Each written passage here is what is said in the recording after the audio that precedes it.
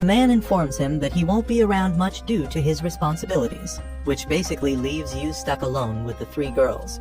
The uncle then asks him for a favor, saying he should support his daughters since they'll soon be facing their own hurdles. According to him, simply being there for them would be enough to help them open up. His future father-in-law goes into detail that each of the sisters has their problems to go through. Firstly, Kazuki has an upcoming audition. Nico will fight for the top spot in the Karate Nationals, and Miwa has to fight for her title in a shogi match. Hearing that his chances of smashing will skyrocket if he is successful in helping the girls out, Yu gets really excited and hangs up. After taking a deep breath, Yu wonders what someone useless like him can even help them with the physique of a chihuahua and the brainpower of a vacuum cleaner, he doubts he can help prodigies who don't take a minute off even on the weekends. However, that's when it hits him that if they fail, they will be called failures just like he's been his whole life, and to make sure that doesn't happen to them as well, he swears he will never let them suffer. He begins by going out on a journey to understand each of the girls to win over their hearts with wholesome family dinners. As the sun sets, Nico gets back home from training looking all depressed when her heart suddenly pops out of her chest because she completely forgot she has a man-slave living under the same roof. Yu takes a bit of the soup out of the pot and charmingly licks it up like holy nectar, making Nico go doki doki, and then offers her to taste his cooking for herself. But she smugly shoots him down and says she doesn't need his extra creamy stuff because she brought her own. After finishing her bath, she steps out looking like a queen only to find the little guy deep in the zone cooking up something so good even the rock smells it from across the street. Yu goes through dozens of recipe books and locks in every detail to craft the ultimate dinner. Watching him go so hard even after she brushed him off earlier seriously gets under Nico's skin. Just then, Miwa walks in, and Yu grins like a proud chef announcing he's about to serve soup so good it will curl her toes. Seeing him act like a complete dork, the girls assume he's just running his mouth again. That's when Nico remembers the old days when the sisters had a private chef cooking 5-star meals with premium ingredients. But even 5-star refused to eat that fancy slop because it seriously lacked nutrients, and she only eats what's good for her body. Later that night, the redhead is in her room chugging down Taco Bell like a starving African when curiosity finally wins her over. So she sneaks into the kitchen, sees Yu isn't there, and spots a fine feast waiting on the table. That's when Yui jumps out from behind and hits her with a surprise nutrition attack and drops facts like the meal's packed with protein, vitamins, and minerals more than enough to get ripped, plus his secret sauce to help it all go down smooth. Overwhelmed by the stats, she admits defeat and Yu collapses because he is drained from talking to a diet expert the entire day just to craft the perfect dinner for her. Realizing how much effort he put in, Nico turns redder than a ripe tomato and finally sits to give it a try. The second it hits her taste buds, she tells him to pass her compliments to the chef. Yu, meanwhile, starts to wonder if he really can tame her with food the way he tames cats in Minecraft, but his goofy face makes her visibly uncomfortable. Meanwhile, Miwa's already drooling at the sight of the spread and tries to sneak downstairs for a bite. But Yu catches her mid-sneak and starts bombarding her with nutrition facts until she gives up and joins the table like a normal person. Hearing that he tailored the food for Miwa too, Nico's respect for Yu spikes through the roof. Miwa points at her sister's rare soft expression and notices it's been a while since she's looked like that, and also notices Nico's packed on a few pounds.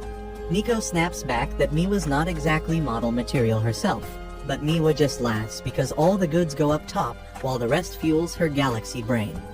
While Yu is satisfied watching the sisters chat, Kazuki walks in and is instantly disgusted to see them eating together at the table like some kind of wholesome family. The Riz Lord sneaks up on her and casually lets her know he's got some brown rice packed with B12 for her skin, along with a salmon marinade full of antioxidants to wipe out all the depression from her long day at work. His pitch nearly works, but she shuts him down cold and refuses to be charmed like her weak-willed sisters. Nico snaps back and defends Yu's well-intentions, but Kazuki makes it crystal clear she isn't against family bonding, and it's just that eating a peasant's cooking at the same table like a normal family doesn't quite suit the princess. And just like that, the last sliver of Yu's self-respect vanishes into the shadow realm. Seeing him look like his grandma just died, Nico grabs the plate from his hands and starts eating to cheer him up. But Yu recovers instantly and strongly warns her that if she keeps stealing extra servings, she really will turn into a chubby teddy bear. Miwa is baffled whether he even wants them to eat his cooking or not, while Nico nearly pops an aneurysm from his disrespect. Yu politely declares that it's his job to track everything that comes in or out of her body, and his outrageous wording nearly makes Nico explode in embarrassment.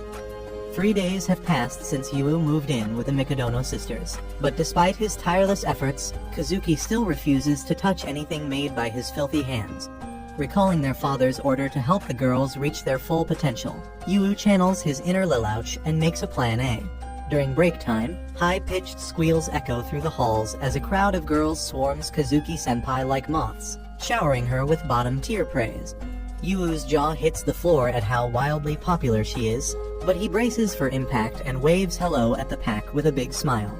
The girls instantly recognize him as that talentless bum, and Kazuki tells him to be gone before he taints her divine aura with his loser energy while shooting him a glare like he's used toilet paper. But Yu calls her a meanie as he announces he stayed up all night trying to win her over, and he has something only he can give her, and he is sure she would love it, obviously talking about his cooking. The girls are wildly flustered, so Kazuki shouts at Yu to stop misleading everyone with his nasty statement and swears she's going to make him pay for this when they're back home, which digs the hole even deeper. Her army of fans bombards her with questions, so Yu uses the chaos to slip away. Later, Yu meets up with Nico to strategize on how to win over Kazuki and ends up shocked at how much the karate club depends on her. But as soon as she spots him, Kazuki remembers his outrageous claim from the day before, and the sheer audacity of him showing his face again makes her livid.